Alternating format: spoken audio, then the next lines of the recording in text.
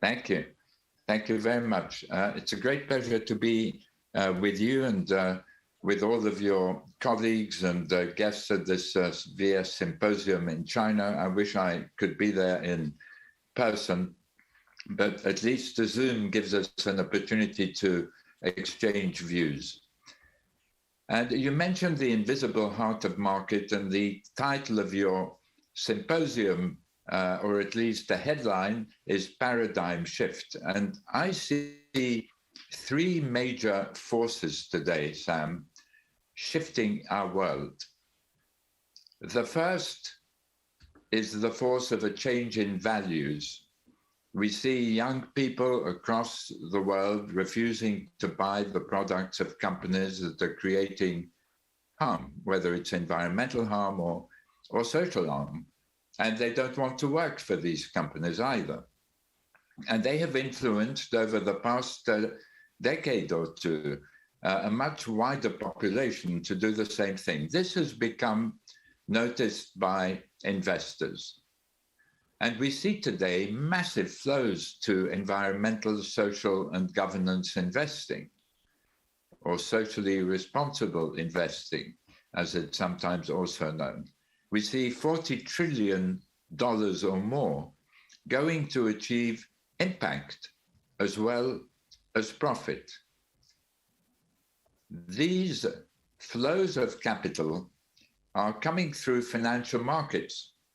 They're going to equities of companies like Tesla, which are seeing their share price multiply 7 times in 2020 only.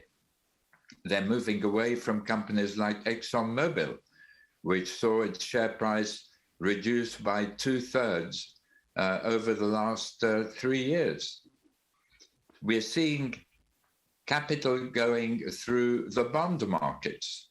The pool of green, sustainable, and social bonds this year will be $1 trillion, $1 trillion. And within that, about 10%, $100 billion or more, is in sustainability-linked bonds, where the interest rate of a borrower falls if it achieves a certain social or environmental preset target. So there's a massive change in value. And if a few years ago, Sam, some people thought that this could just be a flash in the pan, today it's become obvious to everyone that this is here to stay. The second major force, which is contributing to a shift in our system, is the force of technology. The leaps in technology, artificial intelligence, machine learning, augmented reality, the genome and computing coming together. These shifts are enabling us to deliver impact globally in ways that humanity could never previously contemplate. And this technological shift with impact as its goal is disrupting business models. Tesla is another, here too, example of this. A single company with a new technology has shifted the whole of the automobile industry in the direction of electric vehicles and created $1 trillion company in the process. So we're beginning to see disruption coming from entrepreneurial companies in the same way that we saw it at the beginning of the tech revolution when I started my career in my mid-20s as a venture capitalist. We're beginning to see companies disrupting the financial industry through fintech platforms that address the needs of individuals who've been unable to access lending previously.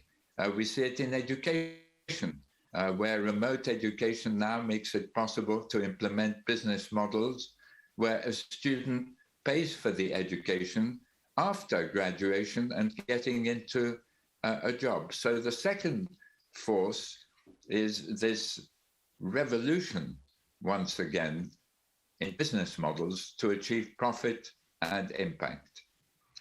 And the third force, which may surprise a lot of you today, is that this technology enables us to achieve transparency, granular transparency, on the impacts that companies create. The impacts that they create through their operations on the environment, through their employment practices on the lives of people, and through their products on people and the environment. And I would like to give you a peep into the future here from the work I've been doing at Harvard Business School in the Impact-Weighted Accounts Initiative with Professor George Seraphim and Ethan Ruin and a very gifted team. We have published already, in monetary terms, the environmental impacts created by 3,000 companies. These are public companies across the world about which information is available. And you can see from the data set, which is accessible to you all, that out of these 3,000 companies, 450 create more environmental damage in a year than they do profit. You can see that 1,000 create environmental damage equivalent to a quarter or more of their profit. And 2/3, 2,000, create environmental damage, therefore, of less than a quarter of their profit and can plan transition to zero much more comfortably. Together, these 3,000 companies create $4 trillion of damage in a single year. And most interestingly, if you correlate the levels of environmental damage with stock price valuation, you see that the weight of the ESG money has already created a correlation where companies that pollute more are worth less on the stock exchange.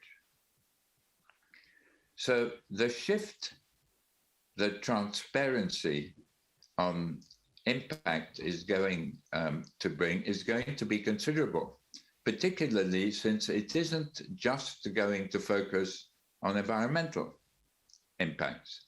We are on the point of publishing 2,500 companies' employment impact, measuring diversity, differences in pay, differences in advancement.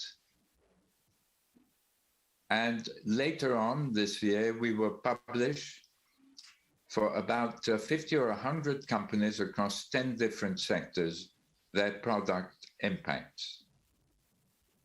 Later, in the next 6 months or so, we will publish the impacts in the supply chains of companies. And so we will have 360-degree visibility on the impacts of companies. Now, this transparency is going to create competition between companies. Nobody wants to be the dirtiest company in its sector or the one with the worst employment practices. And if the evidence is that talent and consumers and investors go to the companies that know how to optimize risk, return, and impact, then that is going to give a massive impetus to companies that know how to do this. And those companies that don't embrace impact will be in the same position as their predecessors in the tech revolution, who thought that the microchip was simply going to revolutionize the computer industry. and that was it. And look how wrong that has proved to be, with the spread of the cellular phone, the spread of the internet, and so on. So, as I see it, we are moving inevitably now to economies that optimize risk, return, and impact. The reason I say inevitably is if this impact data is shown to be stock price sensitive, then what do regulators have to do? They have to maintain orderly markets where investors of all shapes and sizes access reliable, comparable, verified information at the same time.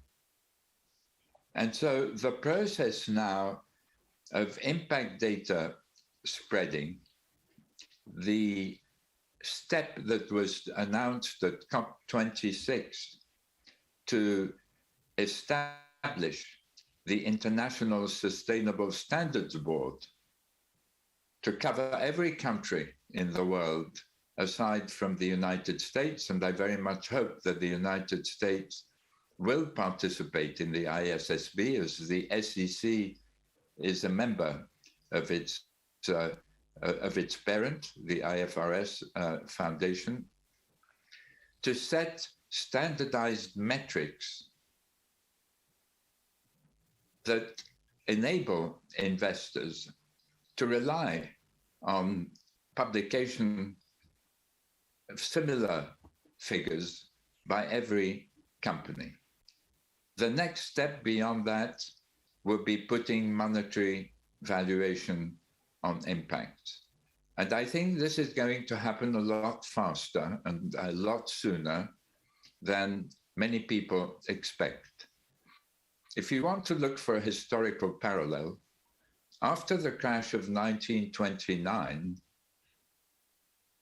investors sat up and realized that they didn't have transparency on the profit of companies because companies could publish their accounts according to their own company-defined accounting principles, and there were no auditors to verify the numbers. 4 years after the crash in the United States, the Roosevelt administration introduced GAAP accounting and the use of auditors, and pretty soon the whole world followed. Today, we're at a similar historical juncture. 40 trillion or more is flowing to achieve impact as well as profit, and we have no visibility on the impact.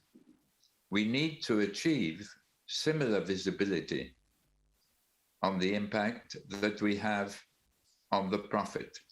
It took 4 years then after the crash. Will it take more than 4 years after COVID-19 for this to happen? Well, we already see the ISSB just 2 years after COVID-19. So things will happen faster than they did before. And this will be the way for governments to attract investment capital and entrepreneurship and innovation alongside them to achieve their goals.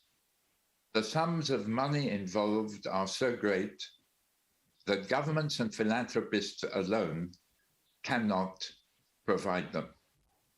We need capital markets and entrepreneurship and innovation to be harnessed to achieve our social and our environmental goals. And that's why I call impact the invisible heart of markets, which guides their invisible hand.